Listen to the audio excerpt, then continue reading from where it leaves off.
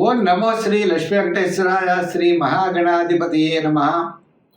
ప్రేక్షకులందరికీ కూడా శ్రీ విశ్వావసునామ సంవత్సర ఉగాది శుభాకాంక్షలు తెలియజేస్తూ అంచేత ఈరోజు ఆ కార్యక్రమాన్ని ప్రారంభిద్దాం. ముందుగా మన యొక్క వినాయకుడికి ప్రార్థన చేద్దాం. గణానాంత్వా గణపతి గుంహవామహే కవిం కవీనాముపమశ్రావస్తమం జ్యేష్ఠరాజం బ్రహ్మణస్పత ఆనః శృణ్వన్ ఊతిభిः సేదసాదనం ముదాకరత్తమోదకం సదా విముక్తి సాధకం కళాధరావతం సకం విలాసిలోకరక్షకం శ్రీ మహాగణాధిపతయే నమః. మనం ఈరోజు పంచాంగ పఠనం పంచాంగ శ్రవణం రెండు జరుగుతాయి. పఠనం నీ చేస్తే శ్రవణం మీరు చేస్తారు. మరి ఈరోజు విశ్వావసునామ సంవత్సరం యొక్క గొప్పతనం, దాంతోపాటు 12 రాశుల వారికి ఎలా ఉంటుంది అనేటువంటి విషయాలు కూడా మేము వీడియోస్ రిలీజ్ చేయడం జరుగుతుంది. తప్పకుండా ఈ పంచాంగ శ్రవణం విని ఆ వీడియోని కూడా తప్పనిసరిగా మీరు 12 రాశులకి ఎలా ఉంటుంది అన్నది స్పెషల్గా ఒక ఎపిసోడ్ చేయడం జరిగింది. దాన్ని కూడా మీరు ప్రతి ఒక్కరు చూసి ఆదరిస్తారని చెప్పి కోరుకుంటూ, పంచాంగం అంటే ఏమిటి అంటే తిథి, వార, నక్షత్ర, యోగ కరణాలను పంచాంగం అంటారు. తిథి, రోజు తిథి తెలుసుకోవాలి, వారం తెలుసుకోవాలి, నక్షత్రం తెలుసుకోవాలి, యోగం తెలుసుకోవాలి, కరణం తెలుసుకోవాలి. ఈ 5 కూడా మనం తెలుసుకుని కర్మని ఆచరించాలి. దీన్ని ఒక శ్లోక రూపంలో చక్కగా చెప్తారు మన పూర్వీకులు. తిథిర్వారంచ నక్షత్రం యోగ కరణమేవచ పంచాంగమితి విఖ్యాతం లోకోయం కర్మ సాధక.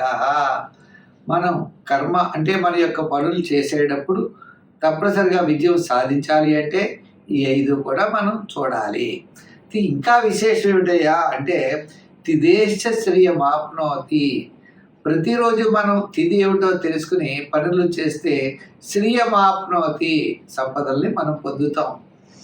వారాత్ ఆయుష్యం, వారం వల్ల మనకు ఆయుష్ పెరుగుతుందట. అలాగే ఆయుష్ వర్ధనం, ఆయుష్ పెరుగుతుంది. నక్షత్ర హరతే పాపం, నక్షత్రం వల్ల మన యొక్క పాపం అంతా కూడా నశిస్తుంది.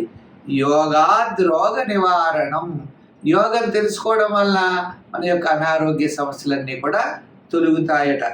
కరణాత్ కార్యసిద్ధిశ్చ, కరణం వల్ల మనకి కార్యసిద్ధి కలుగుతుంది అన్నారు. పంచాంగ ఫలం తు ఇదం, చేత పంచాంగం యొక్క ఫలితం ఇదయ్యా అని కాలవిత్ కర్మకృద్ధీమాన్ దేవతానుగ్రహం లభే. కాలాన్ని తెలుసుకుని మనం కర్మను ఆచరిస్తే దేవతల యొక్క అనుగ్రహం పొందుతామట. అంచేత ఈ పంచాంగం అనేది తప్పనిసరిగా మనం తెలుసుకుని కర్మను ఆచరించడం ద్వారా అత్యద్భుతమైనటువంటి ఫలితాలు మనం పొందుతాము. ఇప్పుడు మనకి ఈ పంచాంగంలో స్కందత్రయాత్మకంగా 3 రకాలుగా ఉన్నది.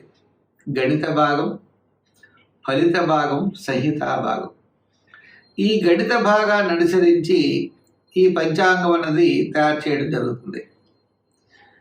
అంటే జ్యోతిష్ శాస్త్రమే 3 భాగాలు. గణితం, సంహితా భాగం, సంహితలు ఉన్నాయి. ఇంకా ఫలిత భాగం అంటే మీకు తెలియదని 12 రాశులకి ఏ జన్మ ఏ నక్షత్రాల్లో పుట్టారు, పుట్టిన సమయాన్ని బట్టి అతని యొక్క జీవన విధానం ఎలా ఉంటుంది, గ్రహాల యొక్క ప్రభావం ఎలా ఉంటుంది అన్నది ఈ విధంగా తెలియజేస్తూ 7 గ్రహాలకి 7 వారాల పేర్లు పెట్టారు. ఆదివారం అంటే భాను, అలాగే చంద్రుడు, కుజుడు, బుధుడు, గురుడు, శుక్రుడు, శని వారాల పేర్లని. శుక్లపక్షం, కృష్ణపక్షం అని. అంటే శుక్రుడు అంటే మనకి కుజుడి యొక్క అభివృద్ధి, మన యొక్క చంద్రభగవానుడి యొక్క అభివృద్ధిని బట్టి శుక్లపక్షం, ఆయన యొక్క క్షీణతను బట్టి కృష్ణపక్షంగా 2 పక్షాలు నిర్ధారణ చేశారు. ఈ 2 పక్షాలు కలిపి ఒక మాసం అన్నారు. మాసానికి కూడా ఒక పేరు పెట్టారు. పౌర్ణమి నాడు చంద్రుడు ఏ నక్షత్రంతో కలిసి ఉంటాడో ఆ మాసనామం పెట్టారు.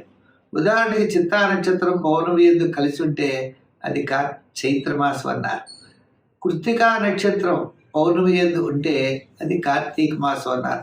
ఈ విధంగా మాసముల పేర్లు ఉత్తరాయణం అని దక్షిణాయనానికి సూర్య గమనాన్ని బట్టి ఈ 2 అయనాలుగా విభజించారు. తర్వాత సంవత్సరాలుగా విభజించారు. ఈ విధంగా మనకి ఈ యొక్క ఈ స్కందత్రయంలో ఉన్నటువంటి గణిత భాగంలో సూర్య చంద్రుల యొక్క గమనాన్ని బట్టి 12 రాశులుగా విభజించి నక్షత్రాలను కొన్ని గుర్తించి ఈ విధంగా మహర్షులు మనకి అత్యద్భుతమైనటువంటి దివ్యమైన సంపదని మనకి కొన్ని వేల సంవత్సరాల క్రిందట మనకి జ్యోతిష్ శాస్త్రం ద్వారా మనకు అందజేశారు. ఈ జ్యోతిష్ శాస్త్రం ఎందుకు పుట్టింది అంటే చెప్పాలి అంటే వేదాంగమైనది, వేదముల యొక్క అంగం. వేదములో చెప్పబడిన యజ్ఞయాగాది క్రతువులు ఎప్పుడు ఆచరించాలి, ఎలా ఆచరించాలి, దేవతలకి మనం ఏ విధంగా వారికి హవిస్సుని ఇవ్వాలి, ఎప్పుడు ఇవ్వాలి, పితృదేవతలకి వారి యొక్క కర్మలు మనం ఎప్పుడు ఆచరించాలి, మానవుడిగా పుట్టిన మనకు కూడా కొన్ని సంస్కారాలు ఉంటాయి. జాతకర్మ, నామకరణ, అన్నప్రాసన, చౌలు, ఉపనయనాది సంస్కారాలు.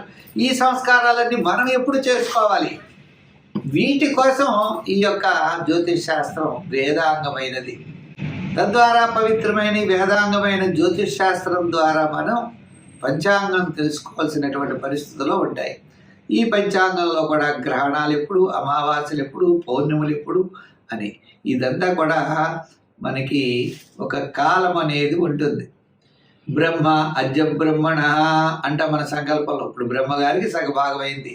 ద్వితీయ పరార్థే అంటే 57 తర్వాత రెండోది అనమాట. ద్వితీయ పరార్థే శ్వేత వరాహ కల్పే అని చెప్తాం. ఈ వరాహ కల్పాల్లో వైవస్వత మన్వంతరే అని ఈ వీటిలో 12 ఉంటాయండి. 14 దీంట్లో 6 మనువులు గడిచేట. ఇది ఎలాగయ్యా అంటే స్వాయంభువ స్వారోచిష స్వారోత్తమజ తామస రైవత చాక్షుష వైవస్వత సూర్య సావర్ణి ధర్మ సావర్ణి దక్ష సావర్ణి రుద్ర సావర్ణి బ్రహ్మ సావర్ణి రౌచ్య భౌత్యాఖ్యేషు చతుర్దశ సు మనుషు స్వయంభువాధ్యా షణ్మనవ గతవాహ షణ్మనవ గతాహ. 14 మనువుల్లో 6 మనువులు గడిచారు. 7వది ఇదానీం సప్తమే, ఇప్పుడు 7వది వైవస్వత మన్వంతరే సప్తవింశతి మహాయుగాని గతాని. 27 మహాయుగాలు కూడా గడిచేయి అన్నారు. ఇప్పుడు ప్రస్తుతం మనకి ఏమిటి అంటే అస్మిన్ కలియుగే, ఈ కలియుగంలో 51:26 అంటే 5126 సంవత్సరాలు గడుస్తున్నాయి. కలియుగే ప్రథమోపాధి, ఈ ప్రథమ పాదంలో ఉన్నాం. ఇక్కడ ప్రభవాది సంవత్సరాల్లో 38 ఇది ఇప్పుడు 38వది అనమాట. గతాబ్ధా ఈ 38 సంవత్సరాలు గడిచాయి అన్నారు. ఇప్పుడు ప్రభవాది సంవత్సరాల్లో శ్రీ విశ్వావసునామ సంవత్సరంగా దీన్ని చెప్పారు. విశ్వావసౌ వివిధ సస్యయుతా ధరిత్రి నానాకర ప్రచురతో యుద్ధ మేఘ బృందై అన్నారు. అంచేత భూమి అంతా కూడా సస్యశ్యామలతో ఉంటుందని, సూరిష్టుగా ఉంటుందని, యజ్ఞయాగాది క్రతువులు ఆచరిస్తారని, ధర్మాన్ని ఆచరిస్తారని. అంచేత ఈ సంవత్సరం, ఈ యొక్క విశ్వావసనామ సంవత్సరం అత్యద్భుతంగా ఉంటుందని చెప్పబడినది. అంగ వంగ మగధ దేశాల్లో కొన్ని రకాల ఇబ్బందులు కలుగుతాయని కూడా సూచిస్తోంది. అటువంటి విశ్వావసనామ సంవత్సరంలో నవనాయకుల గురించి మనం ఇప్పుడు తెలుసుకుందాం. మరి ఇప్పుడు ఈ విశ్వావసనామ సంవత్సరంలో నవనాయకుల యొక్క ఫలితాలు అంటే రాజా రవి. మరి ఇప్పుడు మనకి సంవత్సరం, ఈ సంవత్సరానికి అధిపతి రవి ఆత్మస్థైర్యం కలిగి ఉంటాడట. అన్యోన్య వైరం చిదిపాలకానాం నాత్యంబు ముంచంతి బలాకాశ్చ. సరే, సమానమైనటువంటి వర్షాలు ఇవన్నీ కూడా ఉంటాయని చెప్పడం జరుగుతోంది. అన్యోన్యము కొద్దిగా వైరుభావం ఉంటాయి. ప్రతిపక్షం స్వపక్షాలు అన్నప్పుడు కొన్ని వైరుభావాలు, శత్రుభావాలు కలిగి ఉండేటువంటి అవకాశాలు ఉన్నాయి. అయితే మంత్రి చంద్రుడయ్యాడు. సువృష్టి సర్వసత్యానాం ఫలిత వృక్షజాతయ. మంత్రి చంద్రుడు అవడం వల్ల అన్ని ఫలాలు కూడా మనకి పండుతాయి, లభిస్తాయి అన్నమాట. చంద్రుడు అనుకూలం. అలాగే సేనాధిపతి కూడా శని అవ్వడం వల్ల ధర్మ మార్గంలో ఉంటుంది. ఎవరైనా తప్పులు చేస్తే శిక్షించడం కూడా కఠినంగానే ఉండే అవకాశాలు ఉన్నాయి. మన దేశాన్ని విదేశీయులు ఎవరైనా కూడా చొరబడినా కూడా వారి మీద తీవ్రమైనటువంటి పరిష్కారం అవ్వద్దు, ఒత్తిళ్ళు అవ్వచ్చు, ఏదైనా చేసేటువంటి పరిస్థితులు అయితే కనబడుతున్నాయి.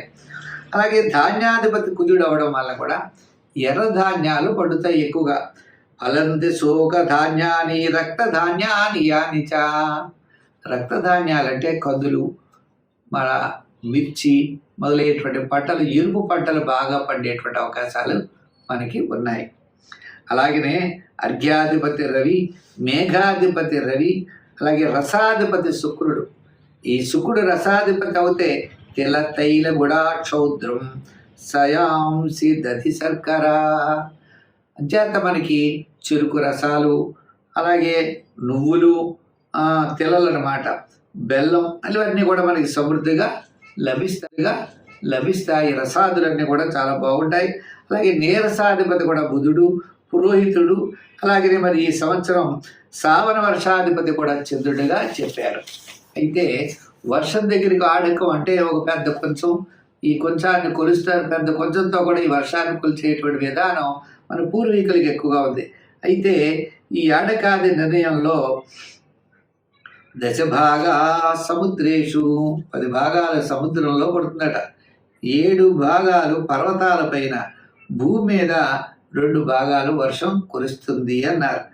అంచేత ప్రజలంతా కూడా ఆరోగ్యంగా ఉంటారు అని చెప్పడం జరుగుతోంది. అయితే పశుపాలకుడు, పశువులను దొడ్డి పెట్టేవాడు, విడిపించేవాడు కూడా యమధర్మరాజు. ఇప్పుడు అదేవిధంగా ఈ యొక్క యముడి యొక్క ఫలం అస్మిన్నబ్దే పశుపాలక గోష్ఠ ప్రాపక గోష్ఠ బహిష్కర్త చేయమ అన్నారు. ఈ 3 ఆధిపత్యాలు కూడా ఇదివరకు భిన్నమైన వారికి ఉండేవి, కానీ ఈ సంవత్సరం యముడికే ఉండడం వల్ల అత్యద్భుతమైనటువంటి ఫలితాలు ఉంటాయి. దీంతో పాటు ధరలు ఎక్కువగా ఉంటాయి, వర్షాలు బాగానే ఉంటాయి, పశువుల పాల కొద్దిగా స్వల్పంగా తగ్గచ్చు అని చెప్తున్నారు. అయితే యమధర్మరాజుకు రావడం వల్ల పశువులకు కూడా స్వల్పమైన అనారోగ్య సమస్యలు ఉండవచ్చు. ఏదైనప్పటికీ విశ్వావసనామ సంవత్సరం అత్యద్భుతమైనటువంటి ఫలితాలని ఇస్తుంది. ఈ సంవత్సరంలో మనకి కేంద్ర రాష్ట్ర ప్రభుత్వాల గురించి స్వల్పంగా మనం తెలుసుకుందాం. మనం ఈ విశ్వావసనామ సంవత్సరంలో వర్ష లగ్నం, జగల్లగ్నాలు ఉన్నాయి. వర్ష లగ్నంగా సింహం అయితే కన్యలో కేతువు, అదేవిధంగా మరి కుంభరాశిలో శని, మీనరాశిలో చంద్రుడు, రవి, బుధుడు, శుక్రుడు, రాహు 5 గ్రహాలు ఉన్నాయండి. గురుడు మళ్ళా ఈ యొక్క సింహలగ్నానికి గురుడు 10వ స్థానంలో ఉన్నాడు ప్రజెంట్, కుజుడు లాభంలో ఉన్నాడు. అలాగే ఈ జగల్లగ్నంలో కూడా గ్రహాలన్నీ కూడా మరి అనుకూలమైనటువంటి వాతావరణం అంటే చెప్పలేము. ఇదే పరిస్థితుల్లో ఈ గ్రహాలన్నీ కూడా ఉన్నాయి కదండి. అయితే కుజుడు, గురుడు ఇవన్నీ ఉండడం వల్ల కొన్ని గ్రహాలు లాభసాటిగా, కుజగ్రహం మరి గురుగ్రహం అన్నీ కూడా అనుకూలంగా ఉన్నాయి కదండి. మిగిలిన గ్రహాలు సామాన్యంగా ఉన్నప్పటికీ కూడా కేంద్ర రాష్ట్ర ప్రభుత్వాలు అంటే ఎన్డీఏ గవర్నమెంట్ మరి తప్పనిసరిగా ఒకరికి సహాయ సహకారాలతో ముందుకెళ్ళేటువంటి అవకాశాలే కనబడుతున్నాయి. కొంత స్థిరమైనటువంటి నిర్ణయాలు తీసుకుని అభివృద్ధి మార్గం వైపు వీళ్ళు వెళ్తారు. అయితే అన్యోన్య వైరం అన్నారు అంటే వీళ్ళకి ప్రతిపక్షాల యొక్క ఇబ్బంది తప్పనిసరిగా ఉంటుంది. అదేవిధంగా ఇతర దేశాల యొక్క ఇబ్బంది కూడా ఉంటుంది. మరి కుజుడు లాభస్థానంలో ఉండడం వల్ల ఎంత వైరాలు వచ్చినా కూడా విజయం మనదే అనే రీతిలో సాగే అవకాశాలు ఉన్నాయి. సాధారణంగా యుద్ధానికి, దెబ్బలాటికి రారు, వచ్చినా కూడా భయపడుతూ వెనక్కి వెళ్ళేటువంటి పరిస్థితులే తప్ప ఏ విధమైనటువంటి ఇబ్బందులు కనపట్టలేదు. ఇంచేత గురుడి యొక్క బలం ఇండియాకి అంత గొప్పగా ఉంటుంది. ఇండియా ప్రపంచంలోనే ఒక వేది. ఇండియాలో చేసేటువంటి ఏ కర్మఫలం ఏదైతే ఉందో అది తప్పనిసరిగా భగవంతుడికి చేరుతుందట. మనం ఒక చోట యజ్ఞం చేసే ప్రాంతానికి మనం వెళ్ళాం, యజ్ఞం చేస్తున్నారు, ఎటకలో పెట్టి వేది పెట్టారు. అలా ప్రపంచం అంటే ప్రపంచంలో ఆ వేదిలోనే మనం ఉన్నాం. అందుచేత ఇండియా గురుడి యొక్క బలం ఎప్పుడైతే ఉందో మనకి అన్నింటా కూడా మనం విజయం సాధించేటువంటి అవకాశాలు ఖచ్చితంగా ఉంటాయి. ఆ సమయానికి ఎవరో ఒకరు వచ్చి మనల్ని ఆదుకుంటూ ఉంటారు, ముందుకు పెడుతూనే ఉంటాం. అందుచేత ఇప్పుడు కూడా ఈ విశ్వావసనామ సంవత్సరం చాలా ప్రోత్సాహకరంగా ఉంటుంది. అయితే మనకి జూలై, నవంబర్, డిసెంబర్ నెలలో ఓ రకమైన తుఫాన్ల నుండి కొన్ని రకాల ఇబ్బందులు కలుగుతాయి. కొన్ని రకాల నష్టాలు కూడా మనకి డిసెంబర్ నెలలో రావడానికి అవకాశాలు ఉన్నాయి. తదుపరి ఈ మిగిలిన కాలం అంతా కూడా అనుకూలంగా ఉంటాయి. పంటలు కూడా చాలా చక్కగా పడుతాయి, అన్ని రకాల పంటలు. వర్షాలు కూడా సకాలంలో ఉంటాయి. ఈ విశ్వావసనామ సంవత్సరం అత్యద్భుతమైనటువంటి ఫలితాలు మనకి ప్రభుత్వాలకి ఇస్తుంది, ప్రజలకి ఇస్తుందని తెలియజేస్తూ మనం 12 రాశుల గురించి ఎలా ఉంటాయో అన్నది తప్పకుండా తెలుసుకుందాం. మరి ఈ సంవత్సరం మనం చూసినట్లయితే సరస్వతి నదికి పుష్కరాలు ఉంటాయి మే నెలలో. అదేవిధంగా శని కుంభరాశిలోంచి మీనరాశిలోకి రావడం ఉంటుంది. తద్వారా కొన్ని రాశులకు అనుకూలంగా ఉంది. మరి ఈ ఏడాది మొదటి చంద్రగ్రహణం సెప్టెంబర్ 7వ తారీఖు 2025 ఆదివారం నాడు పడుతోంది. అలాగే రెండవ చంద్రగ్రహణం మార్చి 3, 2026వ తారీఖు మనకి పడుతోంది. చంద్రగ్రహణాలు 2 చంద్రగ్రహణాలు అనేవి మనకి చెప్పడం జరిగింది. అయితే ఈ సంవత్సరం మనకి మోడాలు వచ్చినప్పుడు ఆషాఢ మాసంలో మోడం ఉంది, మార్గశిర మాసంలో ఉంది, జ్యేష్ఠ మాసంలో కూడా మోడం వచ్చిందండి. జ్యేష్ఠ మాసంలో పూర్ణము లగాయితూ గురుమోడం ప్రారంభమైంది. ఆషాఢ మాసంలో ఎలా మోడం అనుకోండి, ఇబ్బంది లేదు. మార్గశిర మాసంలో కూడా మరి శుద్ధ దశమి నుంచే మరి మోడం ప్రారంభమైంది. అది కూడా మరి శుక్రమోడం అనమాట. తర్వాత ఇంకొక ముఖ్యమైన విశేషం, మాఘమాసంలో బౌడి ఏకాదశి శుక్రవారం నుంచి, అంటే మాఘ పాల్గొన మాసం కూడా కొంత ఇబ్బంది పెట్టే అవకాశాలు ఉన్నాయి. ఈ విధంగా ఈ మోడాలు ఉన్నాయి. మరి నర్మదా మనకి సరస్వతి నది పుష్కరాలు అనుకున్నాం కదండి, అది 15వ తారీఖు అనమాట. గురుడు మే 15వ తారీఖు నుంచి ప్రారంభం. గురుడు తప్పనిసరిగా అప్పుడు మారేటువంటి అవకాశాలు ఉన్నాయి. ఎక్కడికి? వృషభ రాశిలో ఉన్న గురుడు మిథున రాశిలోకి వస్తాడు. మిథునం తర్వాత కర్కాటకం అవ్వాలి, తర్వాత సింహరాశిలోకి వస్తే మన గోదావరి నదికి పుష్కరాలు. ఈ విధంగా ఈ గురుడు యొక్క సంచారం కూడా ఉంటుంది విశ్వావసనామ సంవత్సరంలో. అంచేత మరి అత్యద్భుతమైనటువంటి ఫలితాలన్నీ కూడా ఈ విశ్వావసనామ సంవత్సరంలో మనం పొందుతాం. మిగిలినటువంటి 12 రాశుల గురించి ఈ యొక్క విశ్వావసనామ సంవత్సరంలో ఎలా ఉంది ఏమిటి అన్నది మా ఎపిసోడ్లో మీరు చూడండి. సర్వే జనా సుఖినో భవంతు. స్వస్తి.